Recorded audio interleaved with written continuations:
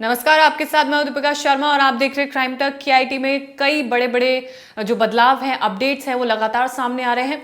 उड़ीसा सरकार ने आदेश दे दिए हैं उन लोगों के खिलाफ सख्त कार्रवाई करनी है जिन्होंने नेपाली छात्रों के साथ गलत व्यवहार किया, उनके साथ मारपीट की गई। क्योंकि अब ये जो नेपाली छात्र हैं जिन्हें हॉस्टल से, कॉलेज से भगा दिया गया था, अब ये वापस यूनिवर्सिटी आना नहीं चाहते हैं।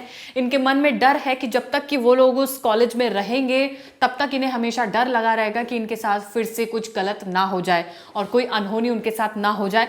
तो उड़ीसा सरकार ने केआईटी के अधिकारियों को उन कर्मचारियों के खिलाफ एक्शन लेने के लिए कहा गया है जिन्होंने बच्चों के साथ मारपीट की है।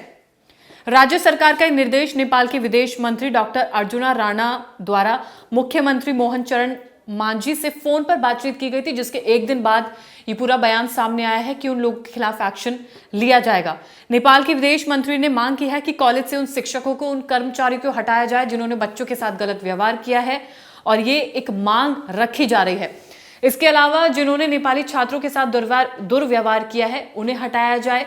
एक वरिष्ठ अधिकारी ने कहा कि हमने केआईटी प्रशासन को निर्देश दे दिए हैं कि वो जल्द से जल्द कार्रवाई करे ताकि नेपाली छात्र वापस अपने कॉलेज में लौट सके। नेपाली छात्रों का करियर दांव पर है, उनकी पर्सनल लाइफ दांव पर है, उनके मन में डर है कि उनके साथ कल को कुछ भी हो सकता है।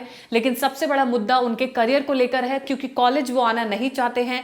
डर उनको इस बात का है कि जो उनके साथ दोबारा हुआ है, जो लगातार आपने सोशल मीडिया पर वीडियो देखी होंगी जिनमें बच्चों के साथ मारपीट तक की गई, लड़कियों के हॉस्टल से बाहर फेंका गया, तो ये कहीं ना कहीं उनके लिए अब डर उनके मन में बन चुका है।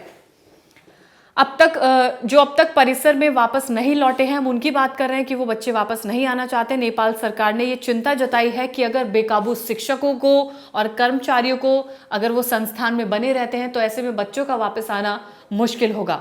उनके छात्रों को प्रतिशोध का सामना करना पड़ सकता है, यानी कि उनके साथ कुछ भी हो सकता है। केआईटी में लगभग 1000 नेपाली छात्र हैं, जो पूरी तादाद है नेपाली छात्रों की, तो तादाद तो काफी ज्यादा है। लेकिन उनमें से अभी तक कुछ ही बच्चे वापस आ पाए हैं, लेकिन ज्यादा तादाद उन नेपाली छात्रों की है जो अभी तक हॉस्टल नहीं आए हैं। सरकार के आश्वासन और संस्थान की माफी के बावजूद बच्चे अभी तक कॉलेज में नहीं आए हैं। एक नेपाली छात्र ने बताया कि 17 फरवरी को जिन छात्रों के साथ गलत व्यवहार हुआ, विशेष रूप से उसमें लड़कियां शामिल हैं, लड़कियों को उनके हॉस्टल से बाहर भेजा गया। उसके बाद भुवनेश्वर से दूर एक रेलवे स्टेशन पर छोड़ दिया गया।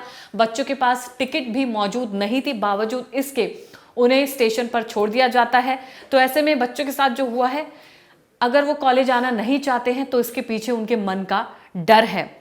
पुलिस ने सीसीटीवी फुटेज की जांच के बाद केआईटी के 10 कर्मचारियों को गिरफ्तार किया है। ये वही 10 कर्मचारी हैं जिन्होंने बच्चों के साथ मारपीट की। इनका चेहरा पहचाना गया, फिर उन्हें गिरफ्तार कर लिया गया। इनमें से जो गिरफ्तार किए गए हैं, कुछ निदेशक स्तर के अधिकारी हैं, कुछ सिक्योरिटी गार्ड्स हैं, कुछ अन्य लोग हैं जो शामिल हुए थे। केआईटी द्वारा 18 फरवरी को जारी एक प्रेस रिलीज में 2 सुरक्षा कर्मियों को उनकी सेवा से हटा दिया गया है, उनको पद से हटा दिया गया है। 2 वरिष्ठ हॉस्टल अधिकारियों और अंतर्राष्ट्रीय संबंध कार्यालय के वरिष्ठ अधिकारी हैं जिनको तब तक के लिए निलंबित कर दिया गया है जब तक इसमें कोई भी कार्रवाई नहीं आ जाती है सामने कि आखिर इसमें हुआ क्या है, उनका उसमें रोल क्या रहा है। अगर उन पर आरोप लगाए जाते वो सिद्ध हो जाते हैं तो फिर उन्हें पद से हटाया जाएगा। फिलहाल उन्हें अभी निलंबित कर दिया गया है। ऐसे में कुछ ऐसी वीडियोस भी वायरल हुई थी जिसमें जो महिलाएं नजर आ रही थी, जो बच्चों के साथ गलत व्यवहार कर रही थी, गलत तरीके से बातचीत कर रही थी, उन्होंने एक्स पर वीडियो भी पोस्ट किए जिसमें वो लगातार माफी भी मांगती हैं। उनके वीडियोस भी हमने देखे। पूरा मामला क्या है संक्षेप में अगर आपको बताएं तो वो ये है कि एक 20 साल की नेपाली छात्रा प्रकृति लम्सान, जिसका शव 16 फरवरी को उसके हॉस्टल से बरामद किया जाता है। उसके बाद से पूरा जो वहाँ पे नेपाली छात्र हैं वो प्रोटेस्ट करते हैं, सड़क पर उतर आते हैं। हॉस्टल में जो बच्चे थे, नेपाली छात्र थे, रिपोर्ट में ये दावा किया गया है कि हॉस्टल के अंदर, हॉस्टल पे दरवाज़ा उनका खटखटाया जाता है, फिर उनसे पूछा जाता है कि आप लोग नेपाली छात्र हैं या नहीं, और जब वो बता देते हैं कि वो नेपाली छात्र हैं तब उन्हें खदेड़ दिया जाता है। उन्हीं के हॉस्टल से, उन्हीं की यूनिवर्सिटी से उन्हें वहाँ से भगा दिया जाता है। इस घटना के बाद जब नेपाली छात्रों ने लड़की के शव को देखा तो उन्होंने न्याय की मांग की। केआईटी के कुछ कर्मचारियों ने उन पर हमला किया और छात्रों को हॉस्टल से निकालने का आदेश दिया, जिसके बाद से पूरी यूनिवर्सिटी में अशांति फैल जाती है। यानी कि कुल मिलाकर होता यह है कि जब इस नेपाली छात्र का शव मिलता है तो बच्चे वहां पर मांग करते हैं न्याय की, लेकिन उन्हें न्याय नहीं मिलता है, जिसके बाद वो प्रोटेस्ट करते हैं। प्रोटेस्ट देखा जाता है, जिसके बाद से ये जो यूनिवर्सिटी के कुछ लोग हैं ये उन बच्चों को वहाँ से निकालते हैं, हॉस्टल से निकालते हैं, सड़कों पर से उठा देते हैं और फिर इन्हें वापस नेपाल भेजने के लिए वहाँ से निकाल दिया जाता है। ऐसे में कुछ रिपोर्ट्स में दावा किया गया है, ऐसे कुछ इंटरव्यूज सामने आए जिसमें ये कहा गया है कि लड़की पहुंचती है वीसी के पास, यानी कि यूनिवर्सिटी के वीसी के पास पहुंचती है। वो बताती है कि उसके साथ कितना अन्याय हुआ है, अब वो थक चुकी है।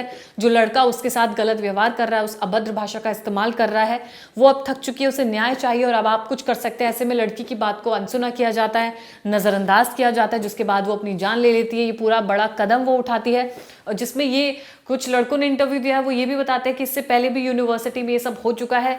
20 से 30 लोग अपनी जान दे चुके हैं। ये आरोप भी यूनिवर्सिटी पर लगाया जाए। कितना सच है, कितना झूठ है, ये तब पता चलेगा जब इसकी आधिकारिक पुष्टि हो जाएगी। क्राइम तक की पूरी टीम इस केस पर लगी हुई है।